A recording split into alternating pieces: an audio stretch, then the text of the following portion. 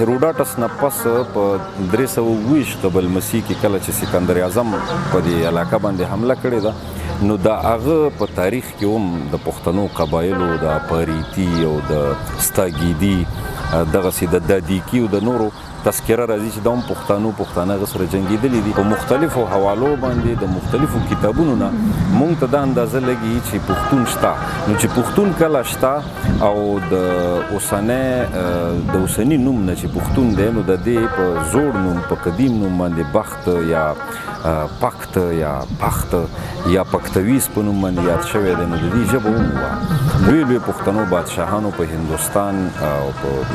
کابل افغانستان په دې باندې بادشاهي کړي دي لوی حکومتونه د هغې پاتې شوي دي خو دا یو افسوسناک امر دی چې د هغې درباري ژبه پښتو نه ده پاتې شوې اخري دور کې بیا موږ ګورو په 18مه صده کې د احمدشاه ابدالي حکومت دی چې هغه یو صاحب دیوان شاعر هم تصور کیږي خو دا هم افسوسناک امر دی چې د هغه د دربار ژبه هم فارسي وه پښتو نه وه دا خبره موږ په یقین سره کولی شو چې په دې ژبه کې خپل یو قوت یو طاقت یو اثر داسې شته چې دا هرې زمانې سره چلیدلې ده موږ په ویاړ باندې د پښتو کلاسیکي شاعري د دنیا کلاسیکي شاعرۍ سره په مقابله کې ایښودی شو د یو قام دا خوشبختی وي چې هغه د خپلې ژبې د ودې پرمختګ او د بقا په باب لا باشعوره ډېر قامونه داسې هم شته چې هغې سره د خپلې ژبې د ودې پرمختګ یا د بقا څه قسمه پروګرام انتظام یا شعور نشته دی خو په دې حواله پښتو هم خوشقسمته ده او پښتانه هم باشعوره خلک دي د شعر و ادب د حلقې نه علاوه هم په ګڼ شمیر کې عام پښتانه د خپلې ژبې سره ډېره زیاته مینه لري او د خپلې ژبې په حواله باشعوره دي او د دې شعور په وده کې د دې شعور په راوستلو کې یا بیدارولو کې د پښتو شعر و ادب د طبقې د پښتو د اهل علم خلکو چې هغه د ژبې سره او د ادب سره ډېره زیاته او مخلصه مینه لري د هغې کردار ډېر اهم دی دا خبره مونږ د ډېر دور نه د پخوا نه اورو چې پښتو یوه ډېره زړه ژبه ده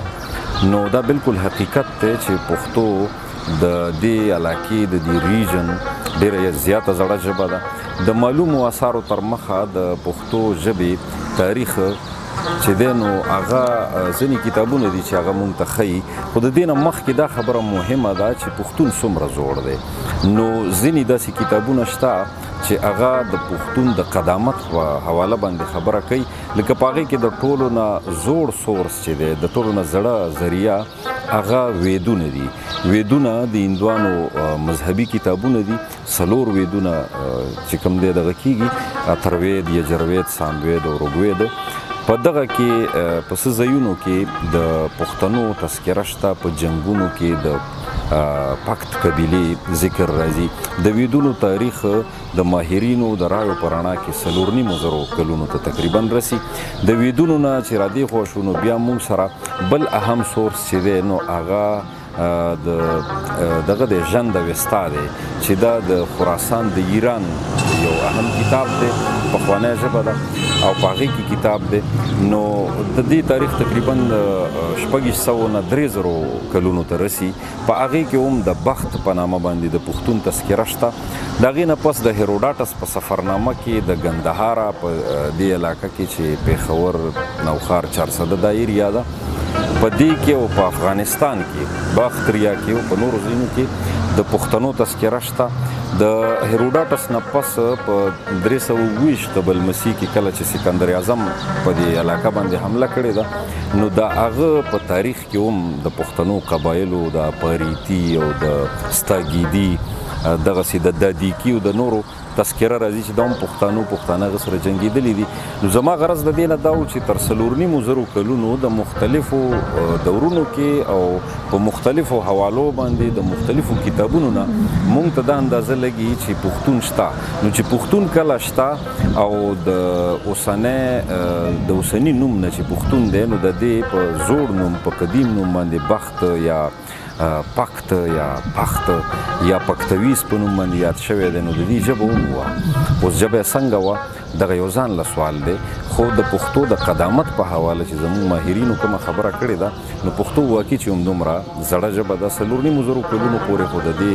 د قومیت معلوم تاریخ دی. نو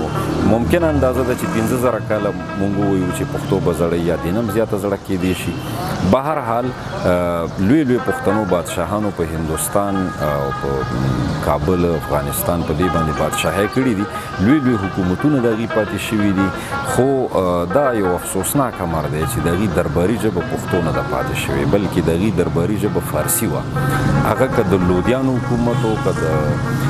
خلجیانو حکومت و که د سوریانو حکومتونه و که په دې بالکل اخري دور کې بیا موږ ګورو په 18مه صدۍ کې د احمدشاه ابدالي حکومت دی چې هغه